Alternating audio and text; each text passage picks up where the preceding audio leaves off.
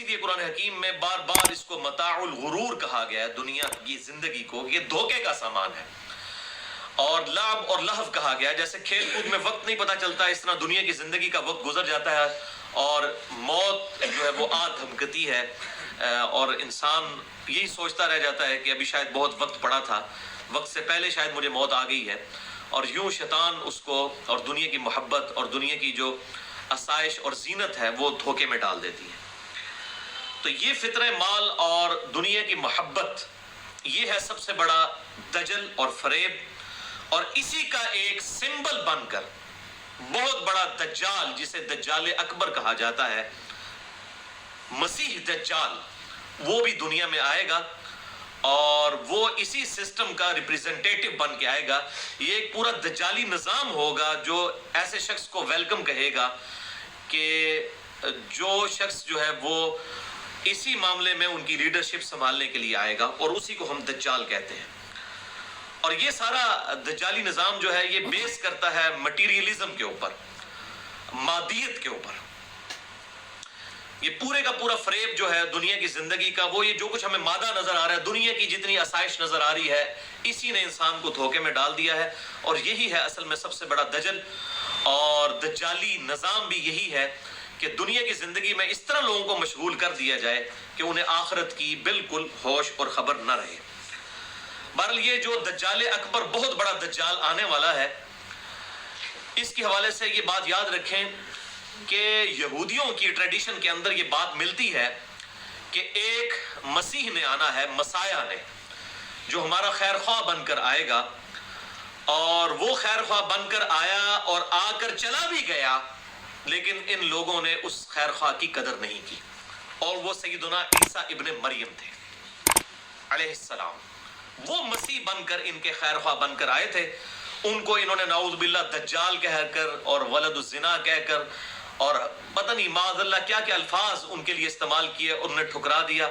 حضرت عیسیٰ علیہ السلام بنی اسرائیل میں سے تھے، یہودی تھے، یہودیوں نسل تھے، اور اللہ تعالیٰ نے یہودیوں کی اصلاح کے لیے انہیں بھیجا۔ وہ ٹیمپل آف سولمن میں، ہیکل سلمانی میں جا کر جب دعوت پیش کیا کرتے تھے اور یہودی علماء کی اصلاح کی کوشش کرتے تھے، تو انہوں نے سب سے پہلے ان پر فتویٰ لگایا اور عیسیٰ علیہ السلام کو انہوں نے بدنام کر لیا، حالانکہ ان کی معجزانہ پیدائش دیکھی ہوئی تھی ان لوگوں نے، اس کے باوجود ان کو انہوں نے نعوذ باللہ من ذالک حرامی کہا، نعوذ باللہ من ذالک، یہ ان کی الفاظ ہیں، اور آج تک وہ کہتے ہیں سن آف مین، وہ کہتے ہیں یہ کوئی معجزانہ پیدائش نہیں ہے، نعوذ باللہ۔ بہرحال ابھی تک وہ ایک مسیحا کے انتظار میں ہے، اور وہ جب مسیحا آئے گا تو وہ آ کر تو جا چکا، اب دجال نے آنا ہے، اس لیے اس کو بھی مسیح دجال کہا جاتا ہے۔ اور وہ اینٹی کرائسٹ جو آنے والا ہے، کرائسٹ مسیح علیہ السلام اور اینٹی کرائسٹ دجال، اب وہ جب اینٹی کرائسٹ آئے گا اس کو وہ اپنا جو ہے وہ لیڈر مان لیں گے اور اس کو اپنا مسیحا مان لیں گے۔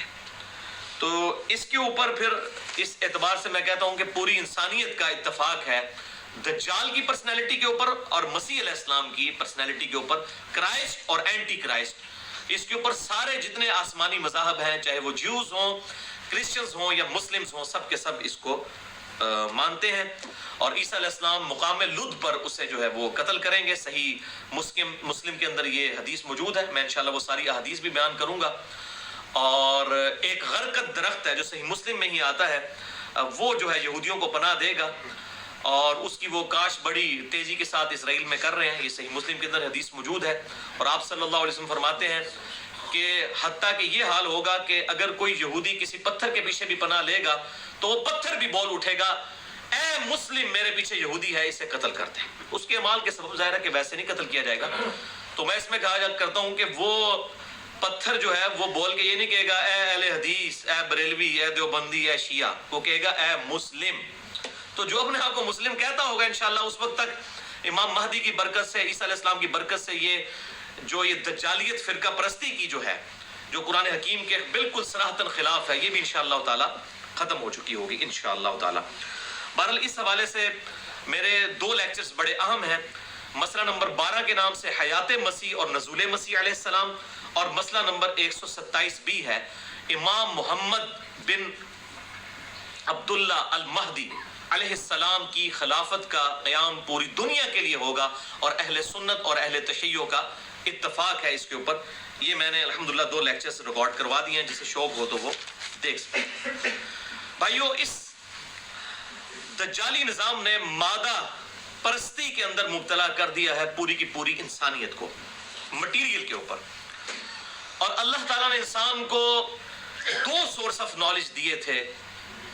ایک ایکوائرڈ نالج جو مٹیریل کا علم ہے، جسے ہم سائنس کہتے ہیں، the knowledge obtained through observations and experiments is known as science۔ اب قرآن بھی اس علم کو مانتا ہے۔ یہ تو تھا مادے سے related, physical phenomena of nature, قانون قدرت سے ریلیٹڈ علم۔ اور ایک دوسرا علم ہے جو روحانی علم ہے، ریویلڈ نالج، جو اللہ تعالیٰ نے وحی کے ذریعے، کتابوں کے ذریعے، جس کی الحمدللہ ہمارے پاس یہ فائنل ٹیسٹمنٹ القرآن موجود ہے، اولڈ ٹیسٹمنٹ، نیو ٹیسٹمنٹ، اور اب یہ فائنل ٹیسٹمنٹ موجود ہے۔ یہ ریویلڈ نالج تھا، جو روحانی علم تھا، یہ اللہ تعالیٰ نے انبیاء کے ذریعے انسانوں کو عطا فرمایا۔ یہ 2 علوم تھے۔ لیکن ہوا یہ کہ اس دجالی سسٹم نے اس مٹیریل والا جو معاملہ ہے اس کو زیادہ ایمفسائز کیا، اور روح والے معاملے سے انہوں نے آنکھ بند کر لی۔ اب یہ ایک آنکھ سے سب چیز کو دیکھتے ہیں، مٹیریلزم، اور اسی لیے دجالی نظام بھی، اس کو ہم کہتے ہیں نا کانا، ایک آنکھ ہے اس کی، یعنی صرف مٹیریل کو دیکھتے ہیں۔ روحانیت کی آنکھ، ریویلڈ نالج کی جو آنکھ تھی، اس کو انہوں نے بند کر لیا، صرف ایکوائرڈ نالج کی آنکھ لی، اور اسی وجہ سے یہ پھر دجالی نظام ہے۔ اور ان کا جو سمبل بن کے آئے گا دجال، اس کی بھی ایک آنکھ ہوگی۔ وہ اسی لیے ایک آنکھ ہوگی کہ وہ اس سسٹم کا ریپریزنٹیٹیو ہے۔ ابھی بھی آپ اگر ڈالر کے اوپر دیکھیں نا، ایک پیرامڈ کی تصویر بنی ہوئی ہے، اس کے سینٹر میں بھی ایک آنکھ دکھائی ہوئی ہے ڈالر کے اوپر۔ یہ ایک جو آنکھ ہے، یہ ایک آنکھ انہوں نے بند کر لی روحانیت کی، اور دوسری یہ مادہ پرستی کی آنکھ انہوں نے کھول لی۔ اس کی وجہ سے یہ جو ہے گمراہ ہو گئے۔ ادروائز اسلام تو دونوں علوم کو کہتا ہے کہ پیرل میں لے کر چلو۔ اسلام کو سائنس کو کنڈیم نہیں کرتا، بلکہ اسلام ہی تو توہمات کو چھوڑ کر ڈیفینٹ علم کے اوپر بنیاد رکھتا ہے، جو سورہ بنی اسرائیل میں 9th کمانڈ آئی ہے، جس میں نے پورا لیکچر بھی دیا ہے، مسئلہ نمبر 77، 10 کمانڈمنٹس کے اوپر۔ 9th کمانڈ سورہ بنی اسرائیل، آیت نمبر 36، اعوذ باللہ من الشیطان الرجیم، بسم اللہ الرحمن الرحیم، وَلَا تَقْفُ مَا لَيْسَ لَكَ بِهِ عِلْم۔ اے انسان، کسی چیز کی پیروی اس وقت تک مت کر جب تک تیرے پاس اس کے بارے میں ڈیفینٹ علم نہ آ جائے۔ إِنَّ السَّمْعَ وَالْبَصَرَ وَالْفُؤَادَ كُلُّ أُولَٰئِكَ كَانَ عَنْهُ مَسْئُولًا۔ بے شک کان، آنکھیں اور عقل، دل ہو یا دماغ، کوئی بھی چیز عقل ہے اصل میں، اس کے بارے میں تم سے پوچھا جائے گا۔ ان کو 3 انسٹرومنٹس کو استعمال کر کے تم نے حق بات حاصل کرنے کی کوشش کیوں نہیں کی؟ تو اسلام تو کہتا ہے کہ عقل کے اوپر بنیاد ہو۔ زلزلہ کیوں آتا ہے جی؟ ایک گائے ہے جس نے ایک سینگ کے اوپر زمین اٹھائی ہوئی ہے، جب تھک جاتی ہے دوسرے سینگ پہ اٹھاتی ہے، اس لیے زلزلہ آتا ہے۔ بھائی نہ اس کو سائنس سپورٹ کرتی ہے، نہ ہمارا ایکوائرڈ نالج، نہ ریویلڈ نالج، تو یہ بالکل فرسودہ چیز ہے۔ سائنس نہیں اس کو مانتی، نہ اسلام مانتا ہے اس کو۔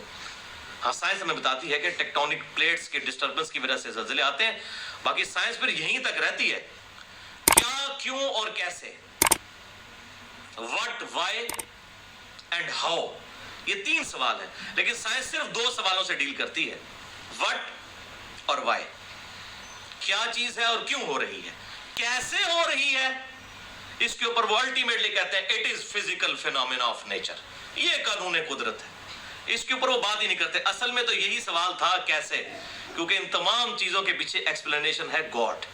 God is the only explanation of all the physical phenomena in this universe۔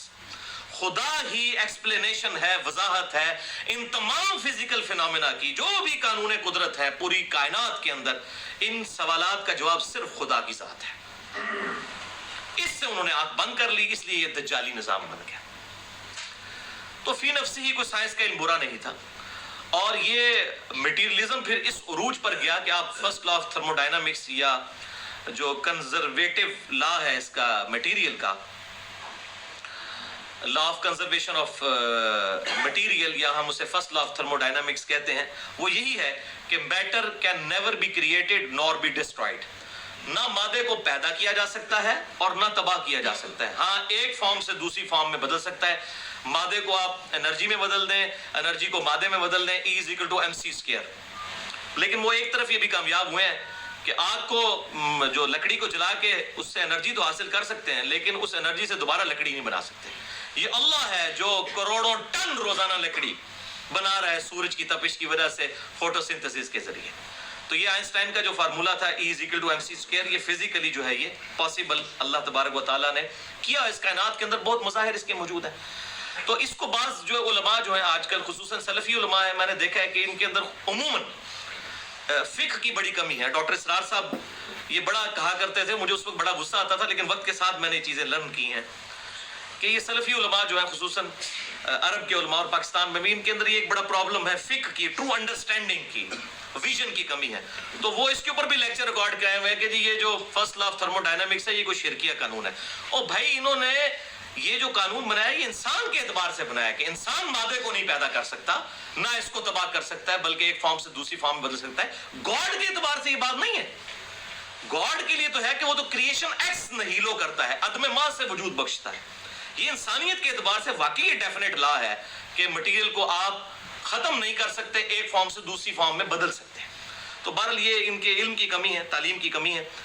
تو یہ جو مٹیریلزم کے ماننے والے لوگ تھے دجالی نظام کے، انہوں نے ایک آنکھ بند کر لی، یعنی انہوں نے اسباب کو، مٹیریل کو سب کچھ سمجھ لیا، اور مسبب الاسباب جو گاڈ ہے، اللہ ہے، سپریم بینگ ہے، سپر نیچرل ایجنسی ہے، بھگوان ہے، خدا ہے، اس سے انہوں نے آنکھ بند کر لی. اس لیے دجالی نظام ہمارے سامنے ہے، اور اس کی اصلاح صرف اسی صورت میں ہوگی کہ وہ اس سوال پر آ جائے، ہاؤ، کیسے.